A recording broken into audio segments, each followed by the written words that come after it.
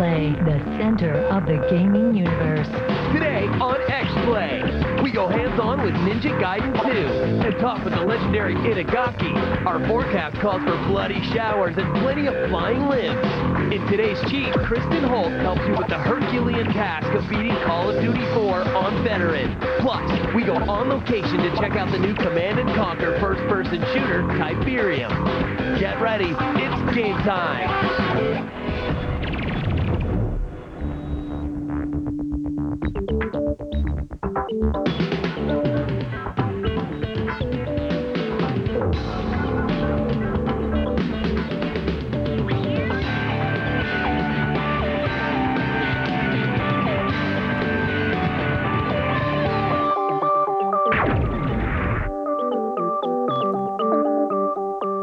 Hello and welcome to X-Play, TV's most watched video game show. I'm Adam Sessler. And I'm Morgan Webb. We're coming to you from the G4 Studios in Los Angeles on Monday, January 28th. On today's show, we cut through the hype and sit down with Itagaki to get the real story on what to expect in Ninja Gaiden 2. Plus, after years of critiquing games, we finally get to see if Gabe and Taika will put up or shut up in our preview of the Penny Arcade game. Then the Command & Conquer saga gets up close and personal in Tiberium, and we'll go on location for a look at this new first-person shooter. And after today's cheat, you'll finally be able to beat Call of Duty 4's mind-crushing veteran difficulty. Believe it or not, there is a way. But first, let's go to Adam for all of the latest headlines in our gaming update.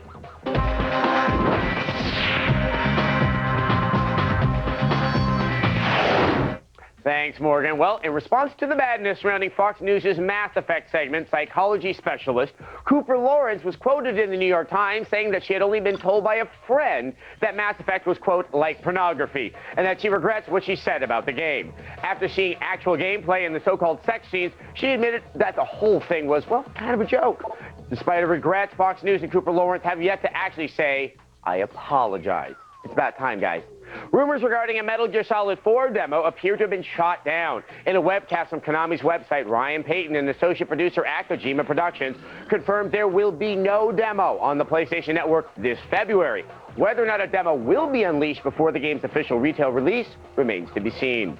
New screenshots for Resistance 2 have finally popped up. These images reveal an amazing amount of detail in the game's character and level design. From a shadowy airport hangar to a dark and moody industrial level, the game appears to have huge depth of field and is sporting a lighting engine that even Sam Fisher would be jealous of. Now, details are scarce, but the game is said to feature improved enemy AI, a new health system, and improved checkpoints. Of course, we're also looking forward to the game's 60-player squad-based multiplayer action. I am personally very excited. The release of Super Smash Bros. Brawl is still about 1 month away. In the meantime, Nintendo has revealed a new Masterpieces section in the game where gamers will find free playable demos of classic Nintendo titles. 9 different demos have already been confirmed and include classics like Ice Climber, The Legend of Zelda, Super Metroid, and Star Fox 64. The demos will have time limits, but full versions of these masterpieces can be purchased through the Wii Shop channel. Funny that. That's all for today's gaming update. Be sure to visit us on the web at g4tv.com/xplay to continue getting all of today's up-to-the-minute video game news. But now, let's go over to Morgan, who has the latest from the creators of the Ninja Gaiden franchise. Thanks, Adam. After 2 remakes of Ninja Gaiden, Itagaki and Team Ninja have finally moved on to the game's sequel. It promises more weapons, more decapitations, and of course, geysers of blood. Recently, we went hands-on with the further adventures of Ryu Hayabusa.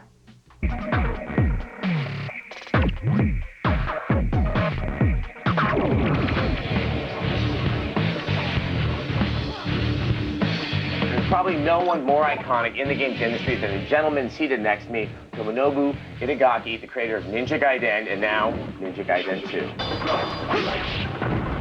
I've always felt that the original Ninja Gaiden in 2004 on the Xbox was pretty much the perfection of the action game. Having said that, what are you bringing to the table to, once again, re-perfect what's already was so good? That's a great question. I'm flattered that you say that Ninja Gaiden in 2004 was the pinnacle of the action game genre. So, you know, we just want to make it a little bit more accessible. And we want something that is easier to approach, easier to pick up and play. Something that is not necessarily easy to win, but that you're having fun even if you lose. So does this mean that the control scheme will be different than the original Ninja Gaiden, which you definitely had to be more adept at memorizing certain button combinations? 技の数自体がすごいたくさん増えてる。 I think it's safe to say that would be the case. I have added a whole lot of new moves to Ryu Hayabusa's repertoire, and you could literally just be, doing all sorts of button combinations, and you're going to see new animations and new cool attacks in all these different situations.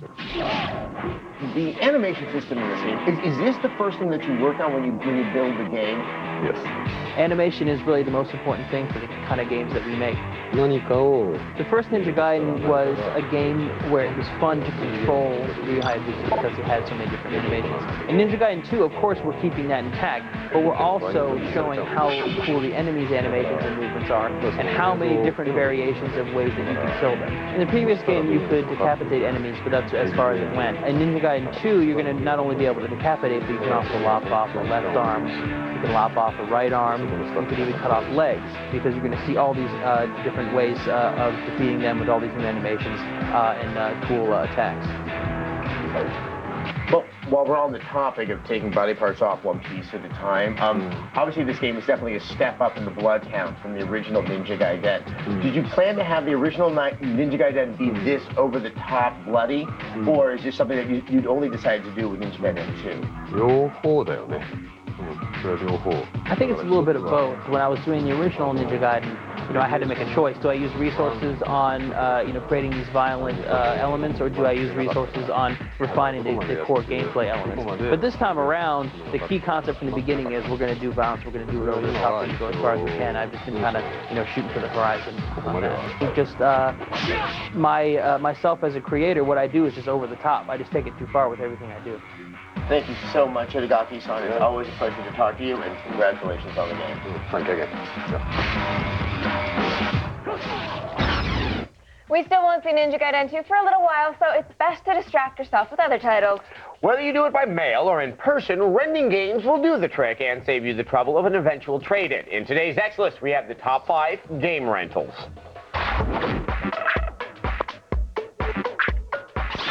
At number 5, we find Kingdom Under Fire Circle of Doom. Asking $60 for this game? That is too much. Asking $10 for a week? That's more reasonable. Number 4 is the game that Fox News loves to hate and give factually incorrect reports on, Mass Effect. We all know the kids are renting it for the penetration shots. Number 3 is Call of Duty 4 Modern Warfare, which is a great rental if you're too poor to buy it. In at number 2 is Assassin's Creed. We can't recommend the Enemy of the Poor achievement enough. Get a job, you bum. And number 1 is the sandbox racer that's going to keep virtual body shops in business for a long time, Burnout Paradise. All right, stay right there. We've got answers to your questions, survival tactics, and everything that will focus your ADD for a half hour. Coming up on X-Play, Kristen Holt will help you master Call of Duty 4's veteran difficulty in today's cheat. Then, we go on location to check out Tiberium, the latest chapter in the Command & Conquer saga. And later, Penny Arcade comes to a console near you. Stay tuned.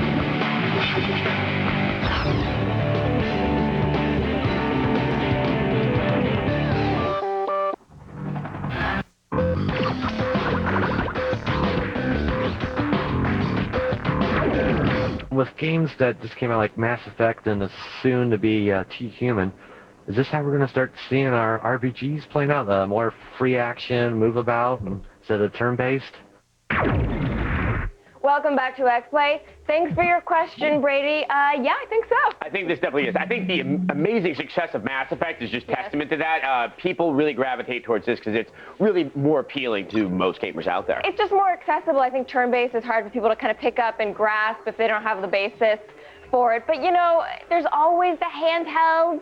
They're going to be where you're going to find your turn-based. And there's Sid Meier. I guess that's strategy. But still, if you need your turn-based, you can't do better than that. All right. And remember, if you're really thirsty for turn-based gameplay, Square Enix will be there to give you a remake every 6 months or so. But now let's get into some frantic, non-stop combat. Since Call of Duty 4's achievements don't cover multiplayer, you're going to need to beat the single-player game on Veteran for that perfect score. Thankfully, Kristen Holt is here with a few tips in today's cheat. Thanks, Morgan. I know it might seem impossible to make it out of the TV station intact, but believe it or not, there's a way. Before you smash your controller in frustration, check out these strategies for survival.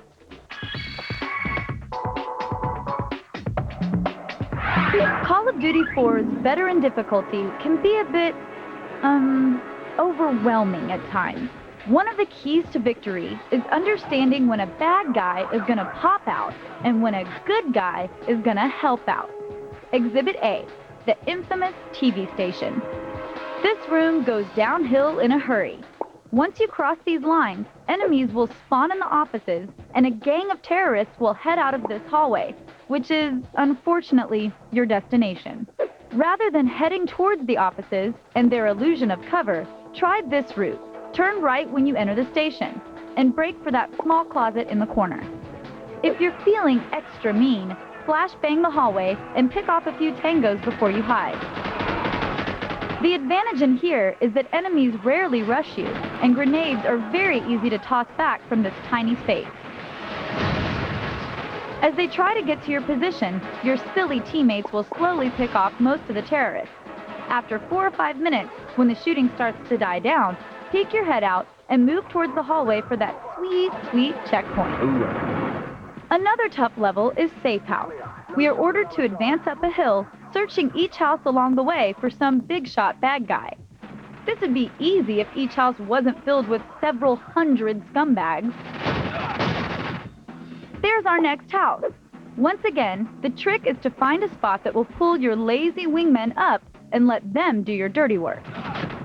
The back door seems pretty busy, so we'll try the front door. Looks like our simple-minded buddies will follow us up here, but there's still too much heat coming out of this door. How about under the deck? Seems safe, but where are homies at? Let's try against the front wall. So far, so good. We'll tuck this guy in and, hey, the gang's all here. Happy to see you idiots as always. If you continue to play smart, be patient, and always wear your necklace made of rabbit's feet, you too will be a Call of Duty 4 veteran.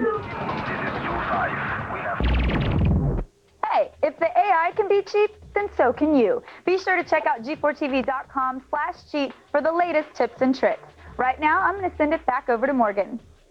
Thank you, Kristen. Now, we have to take a quick break, but when X-Play comes back, we go on location to check out Tiberium, which is a first-person shooter set in the Command & Conquer world. Then we've got a preview of the Penny Arcade game, which promises to be smart-assy. But first, let's take a look at Call of Duty 4's fastest recruits in today's leaderboard.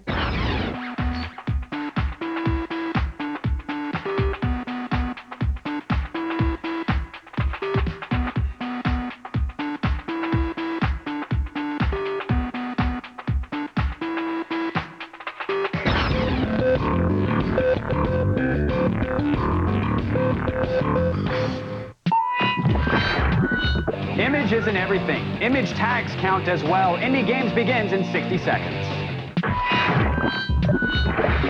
Hey everybody, welcome to Indie Games, your minute's worth of free fun online.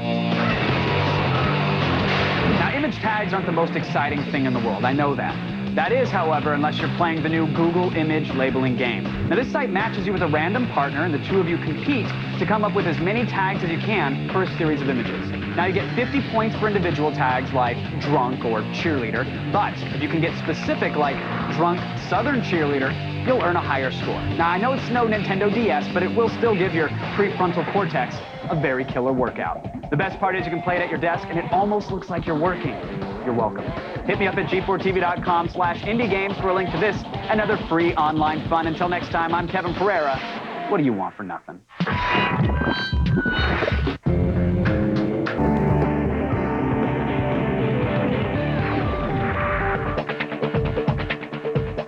Welcome back to X-Play. Last year, Electronic Arts gave us the 4-star RTS Command & Conquer 3 Tiberium Wars.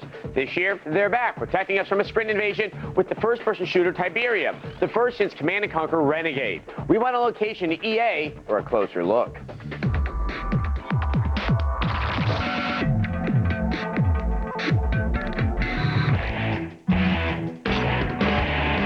We recently got a chance to talk with the people behind the scenes of Tiberium, which means to you, faithful viewers, go the spoils. Tiberium is a science fiction first-person shooter where squad control is a big part of the game. So your arsenal of weapons includes transforming weapon we call the GD-10, but you also have squads of infantry, missile teams, aircraft in the form of Orca, close air support craft, and Titan walkers, which are big armored units, and those are also weapons at your disposal. It's set in the Tiberium universe, which is inspired by the original Command & Conquer game. What we're doing with it is really taking players into the heart of that Tiberium mythology. It's a world that's been transformed by the discovery of this powerful resource called Tiberium. It's an alien material, it spreads like cancer, it's radioactive, and it's really become the new oil. Divided the planet, and that's really the source of the conflict in the Tiberium universe. And we're going to put players in the role of Ricardo Vega, who's a forward battle commander. He's basically a man on the mission to solve the riddle of the last tower. But what sets Tiberium apart from other games? So one of the things that's really unique about Tiberium is you can take multi-squad combat into multiplayer. So, it's not just you and against a bunch of players, it's you against players and their squads, and their Titan mechs, and their Orcas, and their missile teams, and so forth, and you're doing the same thing. And so it really changes the landscape a little bit when every player also has these NPCs under their control. They also went to great lengths to create a distinct sound for the game.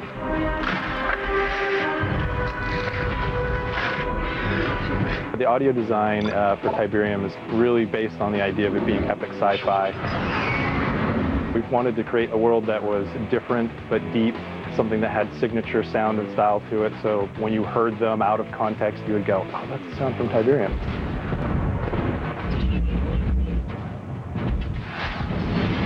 We wanted to make sure that each of the sounds were homogeneous, like they all felt like they were part of the same family, and coming up with the right transition sounds and everything. It has been a lot of experimentation, but the thing that's great about it is it's sort of a great foundation to work with. Not only does the sound design kind of shift based on the environment that you're in, but the music's scored very differently for each of those different things. So when we get into the Nod territories, it brings in a lot of interesting ethnic instruments. It kind of has more mystical kind of feel like you would expect Nod to have, whereas GDI is much more straight ahead military kind of feel, and aliens are chaotic and ambiguous and strange and things that you just feel like you had never heard before. And if you're still not clear on what Tiberium is exactly, that's okay. They're getting to it. We want to start telling the reason and the being for Tiberium. It's basically show people why Tiberium's there and what it means in the future. But perhaps you think it's too late to jump on the Tiberium train. Well, you'd be wrong. There's no time like the present. It could be a fresh entry point. If you haven't played a game in the Tiberium universe before, this is a great opportunity to do it because we are introducing a new player character. If you're a fan of the franchise already, you'll be able to get in and kind of learn a deeper story. So get ready for Tiberium, and don't forget to pick up your hazmat suit from the cleaner. Coming up, Penny Arcade's Gabe and Tycho star in a game all their own. We preview On the Rain-Slick Precipice of Darkness when X-Play returns.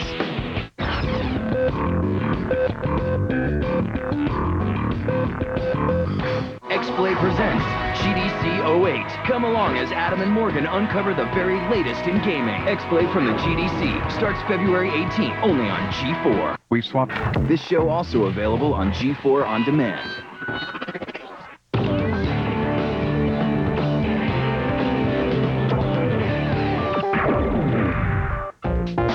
Welcome back to X-Play. For years, the webcomic Penny Arcade has been keeping the gaming industry honest. But now Gabe and Tycho are poised to be sucked into the very machine they mock, as a game based on Penny Arcade is set to be released later this year. It's called Penny Arcade Adventures on the Rain-Slick Precipice of Darkness, Episode 1, and we've got a preview. If you talk about video games long enough, eventually you have to make one. That's just what the guys at PennyArcade.com are hatching with their debut title, Penny Arcade Adventures on the Rain-Slick Precipice of Darkness, Episode 1. Game producer Joel DeYoung gives us the lowdown on Gabe, Tycho, and an adventure almost as epic as its name is long. Tycho said a little while back, if they were to consider making a game about two guys sitting on a couch playing video games, doesn't make for the most exciting gameplay. So the story takes place in the 1920s in a Lovecraftian kind of steampunk style world where Gabe and Tycho run a detective agency. With the concept so far removed from what fans have come to expect from Penny Arcade, a lot of collaboration between Gabe and Tycho and the team at Hothead Games, was essential. Our primary goal when we started working on this and all the way along has been that this is an authentically Penny Arcade experience. So we work extremely closely with the guys at Penny Arcade on this game. Tycho is on the phone with our lead designer talking about dialogue, and Gabe has done all the art direction. As far as getting the game out to players, Penny Arcade and Hothead see that as yet another opportunity to break with tradition. On the Rain-Slick Precipice of Darkness is the name for the entire game series, and there is a plan for a large story arc that runs the entire length of the game series. Our goal is to get a new episode out every 4 months or so. A final note to all the Penny Arcade fanboys out there, if you're ready to complain, and we know you are, Hothead is ready to listen. Will there be things people don't like? I'm sure there will be, and we're committed to listening to that and responding to it. Doing it episodically actually offers advantages there. We release the first episode, we'll hear that feedback, and there's opportunities to incorporate changes into future episodes. Your downloadable slide down the Rain-Slick Precipice begins this spring. You can always check out X-Play on the go with our lovely portable podcast. Just go to g4tv.com/xplay or search for X-Play on iTunes. All right, we are out of time for today, but be sure to join us in primetime tomorrow night at 8 on our next show. We preview Ninja Gaiden Dragon Sword and find out if this handheld DS adventure is as bloody and fun as its big brother. Then Pro Gamer T-Squared is back with some more Halo 3 tips that'll have your friends begging for mercy. And we'll talk to the developers behind Devil May Cry 4 and see what it took to bring the latest chapter to consoles. And in just a few short weeks, we'll have all the coverage of the Game Developers Conference that you could ever want. X-Play will be on site to get you every detail on the latest innovations at gaming's first big event of the year. We will have exclusive interviews, breaking news, and all the highlights of the keynote. So if you want to know anything and everything about GDC, tune into X-Play starting February 18th only on G4. Well, that should be good. I think one final note on the whole, Fox News, issue and all that. Right. It would appear, and I want to believe Kotaku on this, that in a correspondence with Brian Crescente, Jack Thompson himself doesn't think that this Mass Effect thing is that big a deal. I mean, and he hates everything. Exactly. Thanks for See you watching. tomorrow.